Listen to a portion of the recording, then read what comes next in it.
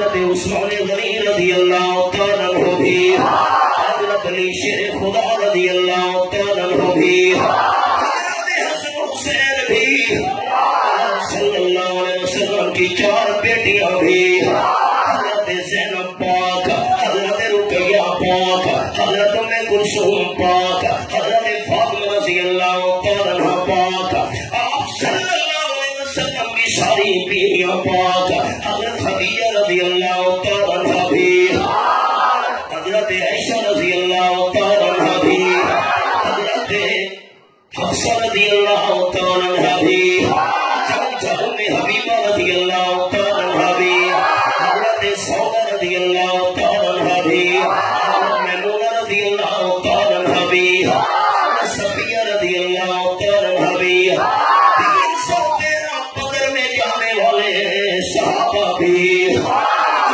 صحابہ بھی، 700 مخلص صحابہ احد کے میدان میں جانے والے بھی، 1400 حدیبیہ کے مقام پر آپ کے ہاتھ پر بیعت کرنے والے 1400 صحابہ بھی، فتح مکہ کے موقع پر 10,000 صحابہ کرام آپ صلی اللہ علیہ وسلم کے ساتھ جانے والے بھی، 1,00,000 سے زیادہ حجۃ الوداع کے موقع پر عرفات کے میدان میں جمع ہونے والے 1,00,000 سے زیادہ سارے صحابہ کرام،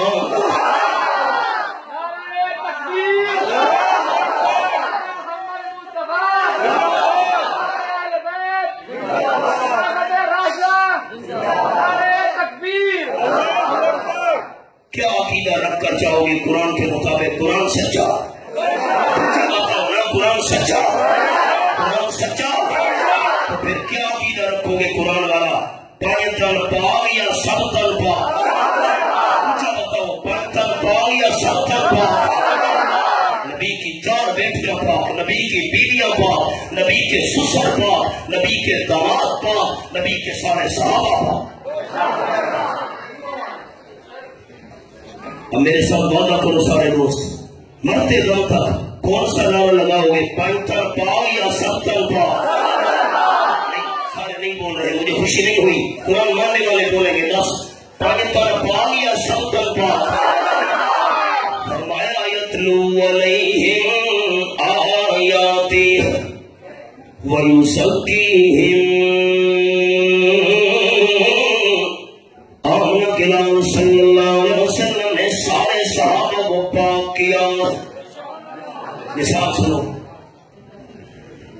حضرت علی رضی اللہ تعالیٰ عنہ کو آپ نے فرمایا صحابہ کرام کی جماعت لے جاؤ اور قبیلہ بنی طے کا جو بت ہے، بت کو جا کر گرانا ہے، ٹکڑے ٹکڑے کرنے ہیں۔ حضرت علی رضی اللہ تعالیٰ عنہ پہنچے، قبیلہ بنی طے کے بت کو پاش پاش کر دیا، قبیلے والوں نے مذمت کی، روکنا چاہا، مقابلہ ہو گیا، 200 بندے گرفتار کر کے صحابہ کرام مدینہ طیبہ لے آئے۔ ان 200 قیدیوں میں ایک نوجوان لڑکی تھی سفانہ، جس کا نام تھا سفانہ۔ آپ صلی اللہ علیہ وسلم نے دیکھا اس سفانہ نامی نوجوان لڑکی کے سر پر چادر نہیں تھی، اللہ، چادر نہیں۔ تاجدار دو عالم صلی اللہ علیہ وسلم نے اپنی چادر صحابی کو دے کر فرمایا یہ جو نوجوان لڑکی ہے قیدی، اس کے سر پر چادر نہیں ہے، اس کے سر پر میری چادر ڈال دو۔ صحابی حیران ہو گیا،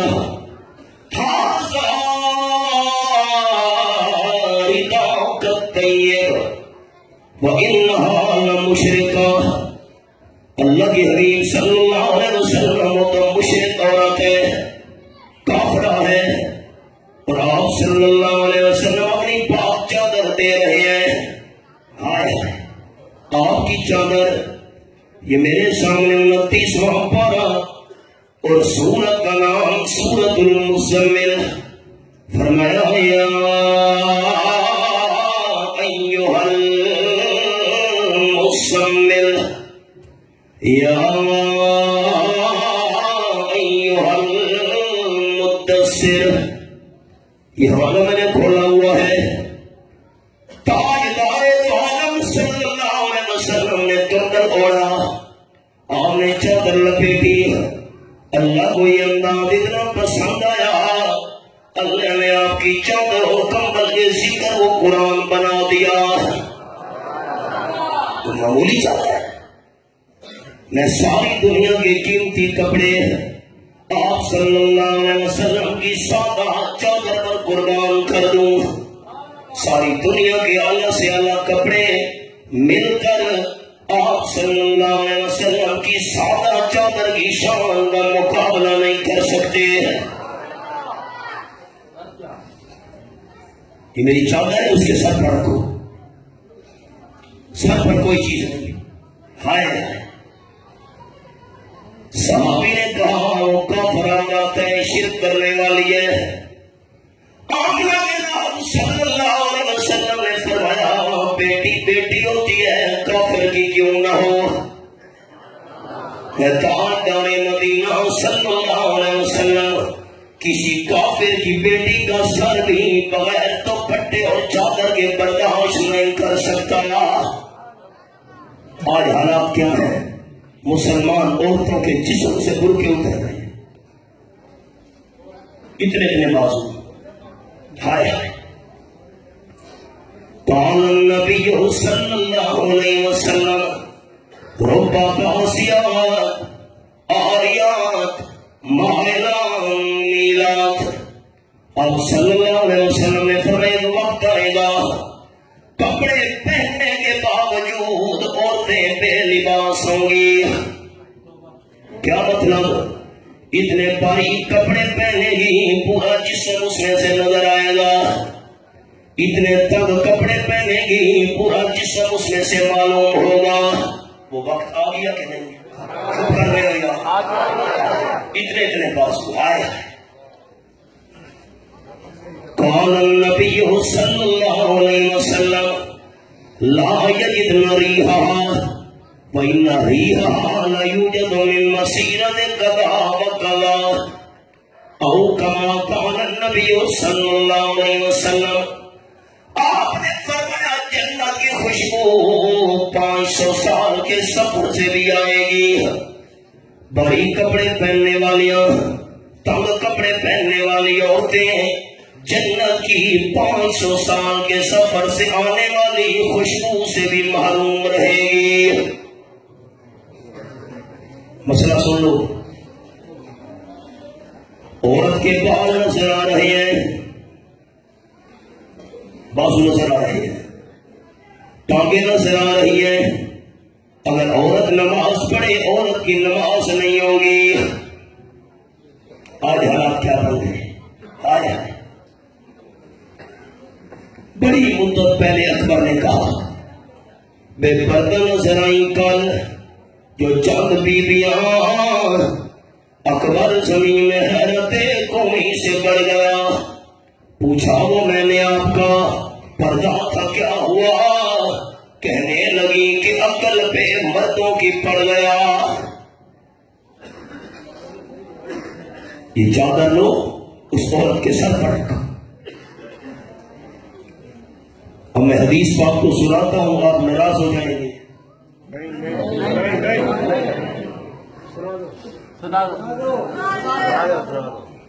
سارے ہلاتے ہو، زبان نہیں ہلاتے ہو. ایک آدمی پنکھے بیچ رہا تھا ہاتھ والے. اس نے کہا 10 روپے پنکھا، 10 روپے پنکھا، پوری زندگی گارنٹی ہے نہیں ٹوٹے گا. ایک بوڑھی عورت نے پنکھا لے لیا، 2-3 دفعہ ہلایا، پنکھا ٹوٹ گیا. بڑا جھوٹ بولا ہے بھائی اس نے. خیر اس کو آنے دو. مہینہ 2 گزرے، پھر وہ آ گیا. پنکھے لے لو، پنکھے لے لو، ساری زندگی گارنٹی ہے پنکھا نہیں ٹوٹے گا. بوڑھی عورت نے کہا جھوٹ بولتا ہے، پچھلی دفعہ میں نے بھی خریدا تھا، 2-3 دفعہ ہلایا، پنکھا ٹوٹ گیا. اس نے کہا اماں پنکھا تو خریدا تھا، چلانے کا طریقہ پوچھا تھا؟ طریقہ اس نے کہا ماں بھیا زندگی کی گارنٹی نہیں ٹوٹے گا. طریقہ یہ تھا پنکھے کو پکڑ کر تم بیٹھ جاتی سر کو ہلاتی پنکھا نہ ٹوٹتا. مہربانی فرماؤ زبان ہلانی ہے زبان سر کو نہیں ہلانا. آپ صلی اللہ علیہ وسلم نے فرمایا دو بد نصیب بندے ایسے ہیں جو جنت کی خوشبو سے بھی معروم رہیں گے. نمبر 1 البخیل جو اللہ کے راستے میں خرچ نہیں کرتا وہ جنت کی خوشبو سے محروم رہے گا. اور نمبر 2 بدیوس جس کو اپنی عزت پر حیرت نہیں آتی. میرے گھر میں کون آ رہا ہے کون جا رہا ہے, میری بہن اور بیٹی کہاں جا رہی ہے کہاں سے آ رہی ہے, میری بہن اور بیٹی کس سے باتیں کر رہی ہے کس سے نہیں کر رہی ہے. حبیب کبریاء صلی اللہ علیہ وسلم نے فرمایا جس بندے کو اپنی عزت پر حیرت نہیں ہوتی وہ بندہ جنت کی خوشبو سے بھی محروم رہے گا. اسلام غیرت والا دین ہے, غیرت والا. یاد رکھنا چادر اس کے سر پر رکھو. صحابی نے چادر اس عورت کے سر پہ رکھی. وہ نوجوان لڑکی کہنے لگی حضرت میں حاتم تائی کی بیٹی ہوں. اچھا حاتم تائی, وہ بہت بڑا سخی بندہ, غریبوں کا ہمدرد, یتیموں کا سرپرست, مسکینوں کی خدمت کرنے والا. جی میں اس کی بیٹی ہوں. جب صحابہ کرام پہنچے ہمارے قبیلے کے اندر بت کو ٹکڑے ٹکڑے کرنے کے لیے, حضرت میرا بھائی تھا علی ابن حاتم وہ مجھے چھوڑ کر بھاگ گیا, ملک شام نکل گیا. اب آپ مجھ پر رحم کریں مجھے آزاد کر دیں. آپ صلی اللہ علیہ وسلم نے فرمایا واقعی تیرا باپ بڑا سخی تھا, اچھی کمالات والا بندہ تھا, اچھے اوصاف کا مالک تھا. آپ نے صحابہ کرام کو فرمایا اس کو خرچہ بھی دے دو, کپڑے بھی دے دو, سواری بھی دے دو اور اس کو اپنے علاقے میں جا کر چھوڑاؤ. صحابہ کرام کی جماعت ساتھ ہے, چھوڑنے کے لیے جا رہے ہیں. جب اس کے علاقے میں پہنچے اس کا بھائی عدیم نے حاتم واپس آ چکا تھا, چھت پر چڑھ گیا, تیر کمان میں ڈال دیا اور کہنے لگا میری بہن میری چار دیواری میں قدم نہیں رکھنا. کیوں بھائی کیا بات ہے, تیرا گھر ہے اور میرا نہیں, تو گھر کا مالک ہے میں مالک نہیں ہوں, میں آؤں گی. اس نے کہا نہیں آنا, اگر تو نے گھر میں قدم رکھا میں تیروں کے ساتھ تجھے چھلنی کر دوں گا. سفانہ بہن حیران ہو گئی, کیا بات ہے میرے بھائی کیوں گھر میں نہیں آنا. عدیم نے حاتم کہنے لگا اس لیے گھر میں نہیں آنا, اس لیے گھر میں قدم نہیں رکھنا تو غیر محرم لوگوں کے ساتھ آئی ہے, کیا پتا تیری عزت بھی محفوظ رہی ہے کہ نہیں رہی, اس لیے میرے گھر میں نہیں آنا. سبحانہ نے کہا اے میرے بھائی نیچے اترا, تیر کمان پھینک دے, میری عزت تیری چار دیواری میں اتنی محفوظ نہیں تھی جتنی میری عزت آمنہ کے لال کے صحابہ میں محفوظ رہی ہے. تو کیا عزت محفوظ ہے کہ نہیں ہے؟ رب کعبہ کی مجھے قسم ہے آپ صلی اللہ علیہ وسلم کے صحابہ کرام نے آنکھ اٹھا کر میرے جسم کو نہیں دیکھا. تو پھر میں نے سچ کہا نا, پانی تل پاک نا, چپ کریے, پانی تل پاک نا, سب تن پاک, پانی تل پاک نا, سب تن پاک, سارے کے سارے پاک. یتلو علیہم آیاتہ ویزکیہم. آپ صلی اللہ علیہ وسلم نے چار کام کیے ہیں, اللہ کی کتاب ایک صحابہ کرام کو پاک کیا، اور نمبر 3 وَيُعَلِّمُهُ الْكِتَابَ، آپ صلی اللہ علیہ وسلم نے خالی قرآن سنایا نہیں، قرآن سکھایا بھی تھا۔ سمجھے؟ اب بات بولو، کیسے آپ نے قرآن سکھایا، کیسے صحابہ کو قرآن سمجھایا؟ یہ میرے سامنے چوتھا پارہ، سورت کا نام آل عمران۔ اللہ فرماتے ہیں وَلَا تَحْسَبَنَّ الَّذِينَ قُتِلُوا فِي سَبِيلِ اللَّهِ أَمْوَاتًا بَلْ أَحْيَاءٌ عِندَ رَبِّهِمْ يُرْزَقُونَ۔ آیت نمبر 169، سورت آل عمران چوتھا پارہ، دوسرا پارہ سورت البقرہ۔ اللہ فرماتے ہیں لَا تَقُولُوا لِمَن يُقْتَلُ فِي سَبِيلِ اللَّهِ أَمْوَاتٌ بَلْ أَحْيَاءٌ وَلَٰكِن لَّا تَشْعُرُونَ۔ آیت نمبر 154، شہیدوں کو زبان سے مردہ نہیں کہنا، شہیدوں کو دل میں مردہ خیال نہیں کرنا، شہید زندہ ہے۔ شہید مردہ ہے یا زندہ ہے؟ شہید مردہ ہے کہ زندہ ہے؟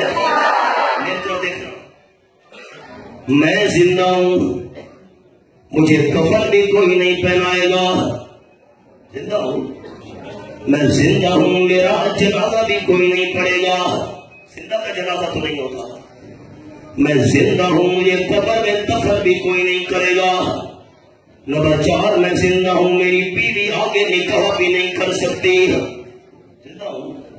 بندہ طلاق دے دے عدت کے بعد تو اور بات ہے، جو میری بیوی ہے میرے نکاح میں، وہ آگے کیسے نکاح کر سکتی ہے؟ میں زندہ ہوں، میرے بچے یتیم نہیں ہو سکتے، میں زندہ ہوں، میری وراثت تقسیم نہیں ہو سکتی۔ اللہ فرماتا ہے شہید زندہ ہیں، ان کو کفن بھی پہنایا گیا، شہید زندہ ہیں، ان کا جنازہ بھی پڑھا گیا، شہید زندہ ہیں، ان کو قبر میں دفن بھی کیا گیا۔ نمبر 4، شہید زندہ ہیں، ان کی بیوی آگے نکاح کر گئی، شہید زندہ ہیں، بچے یتیم ہو گئے، شہید زندہ ہیں، وراثت تقسیم ہو گئی۔ یہ کیسے زندہ ہے؟ یہی بات سیکھنے کے لیے صحابہ کرام آپ صلی اللہ علیہ وسلم کے پاس پہنچے۔ حضرت ہمیں تو سمجھ نہیں آئی شہید کیسے زندہ ہے؟ قال النبی صلی اللہ علیہ وسلم ارواحهم فی اجواف طیر خضر، آپ صلی اللہ علیہ وسلم نے فرمایا اللہ شہیدوں کی روحوں کو سمندر کے پرندوں میں رکھ دیتا ہے، ان کو جنت میں چھوڑ دیتا ہے، جنت کی نعمتیں شہید کھاتے ہیں، جنت کی نعمتوں میں رہتے ہیں۔ لا کنادیل معلقۃ بالعرش، اللہ کے عرش کے نیچے گھونسلے بنے ہوئے ہیں، ان میں شہید آرام کرتے ہیں۔ اللہ نے فرمایا حل تشتہون شیئا، شہیدوں کسی چیز کی ضرورت ہے تو بیان کرو۔ قالوا لا حاجۃ لنا، اللہ میں کچھ بھی نہیں چاہیے۔ اللہ نے پھر پوچھا شہیدوں نے کہا کچھ نہیں چاہیے، لیکن اللہ نے جب بار بار پوچھا فلما علموا انہم لا یترکون، ان کو یقین ہو گیا اللہ پوچھ کر رہے گا، کہنے لگے اللہ ایک تمنا باقی ہے انترد ارواحنا فی اجسادنا حتی نقتل فی سبیلک مرۃ اخری، اللہ ہماری جنت والی روحوں کو دنیا والے جسموں میں واپس بھیج۔ دوبارہ زندہ ہو کر شہید ہونا چاہتے ہیں، جو مزہ شہادت کی موت میں آیا ہے ان نعمتوں میں بھی نہیں آیا۔ اللہ نے فرمایا یہ میرا قانون نہیں ہے، جو روح دنیا کے جسم میں سے نکل آئی ہے قیامت سے پہلے دنیا کے جسم میں نہیں جا سکتی۔ آپ صلی اللہ علیہ وسلم قرآن کی آیتیں سمجھا گئے، شہید زندہ ہے جنت میں، جو جنت چاہتے ہیں اونچا بولے شہید زندہ ہے دنیا میں کہ جنت میں؟ کہاں زندہ ہے؟ اگر شہید دنیا میں زندہ ہوتے کفن نہ پہنایا جاتا، دنیا کی زندگی کے ساتھ زندہ ہوتے، جنازہ نہ پڑھا جاتا، دنیا کی زندگی کے ساتھ شہید زندہ ہوتے، ان کو قبر میں دفن نہ کیا جاتا، شہید دنیا کی زندگی کے ساتھ زندہ ہوتے، ان کی بیوی آگے نکاح نہ کرتی، بچے یتیم نہ ہوتے، وراثت تقسیم نہ ہوتی. شہید زندہ ہے لیکن جنت میں زندہ ہے. ایک بات بتاؤ، شان اور مقام شہید کا زیادہ ہے یا اللہ کے نبی کا زیادہ ہے؟ کس کا زیادہ ہے؟ عقیدہ رکھنا. شہید زندہ ہے جنت میں تو اللہ کے سوالہ انبیاء کرام بھی وفات کے بعد زندہ ہے جنت میں. عیسیٰ علیہ السلام زمین پر آئیں گے، اب ان پر موت نہیں آئی، قیامت سے پہلے نازل ہوں گے. اور آپ صلی اللہ علیہ وسلم کی شان سارے انبیاء کرام سے اعلیٰ ہے. شہید زندہ ہے جنت میں، اللہ کے سارے نبی بھی وفات کے بعد زندہ ہے جنت میں. تو آمنہ کے لال صلی اللہ علیہ وسلم بھی وفات کے بعد زندہ ہے سارے انبیاء کرام سے اعلیٰ مقام والی جنت میں. یاد رکھنا، جو شہیدوں کی حیات نہیں مانتا وہ کافر ہے. جو وفات کے بعد نبیوں کی حیات نہیں مانتا وہ کافر ہے. جو آپ صلی اللہ علیہ وسلم کی حیات نہیں مانتا وہ کافر ہے. شہید بھی زندہ ہے جنت میں، انبیاء بھی زندہ ہے وفات کے بعد جنت میں، نبی پاک صلی اللہ علیہ وسلم بھی زندہ ہے جنت میں. حیات النبی کا منکر کافر ہے، یاد رکھنا. لیکن میں قرآن سے یہ بھی پوچھوں جنت کہاں ہے؟ سارے جو جنت میں زندہ ہیں جنت کہاں ہے؟ یہ میرے سامنے 27واں پارہ، سورت کا نام ہے سورت النجم. یہ حوالہ قرآن پاک کا نمبر 14 اور 15. فرمایا عند سدرۃ المنتہی انہا جنت المأویٰ. یہ حوالہ ہے نمبر 14 اور 15. 7 آسمانوں سے اوپر ہے سدرۃ المنتہی، اور جنت سدرۃ المنتہی کے پاس ہے. شہداء بھی زندہ آسمان سے اوپر والی جنت میں، انبیاء بھی زندہ 7 آسمانوں سے اوپر والی جنت میں، نبی پاک صلی اللہ علیہ وسلم بھی زندہ 7 آسمانوں سے اوپر والی جنت میں. اور یہ یاد رکھنا، انبیاء علیہ السلام کے لیے قانون ہے، اللہ پیغمبر کے جسم کو وفات کے بعد خراب نہیں ہونے دیتا. کوئی کیڑا کوئی مکوڑا زمین کی مٹی پیغمبر کے جسم کو نہیں کھا سکتی. گلاب کا پھول ہو، بہار کا موسم ہو، صبح سویرے کا ٹائم ہو، شبنم کے قطرے گلاب کے اوپر موجود ہو، رب کعبہ کی قسم گلاب کا پھول بہار کے موسم میں صبح سویرے اتنا تر و تازہ نہیں ہوتا جتنا وفات کے بعد پیغمبر کا جسم تر و تازہ ہوتا ہے. زندگی جنت والی، یہ ہے قرآن سکھانا. پیغمبر نے 4 کام کیے، میں نے 3 کام آپ کو سنا دیے. بس رکا میرے پاس پہنچ گیا، میری گاڑی پہنچنے والی ہے کراچی سے. تمام ساتھی مجھ سے ملاقات نہ کرے، آپ کی بڑی مہربانی. میں لیٹ ہو رہا ہوں، بس مجھے راستہ دے دیں. اور میں دعا کرتا ہوں اللہ کریم یہ حاضری قبول فرمائے، ادارے کو اللہ کامیابیاں عطا فرمائے. مجھ سے ساتھی ملاقات آپ کی ہو گئی، میں سب کے لیے دعا کرتا ہوں. ربنا تقبل منا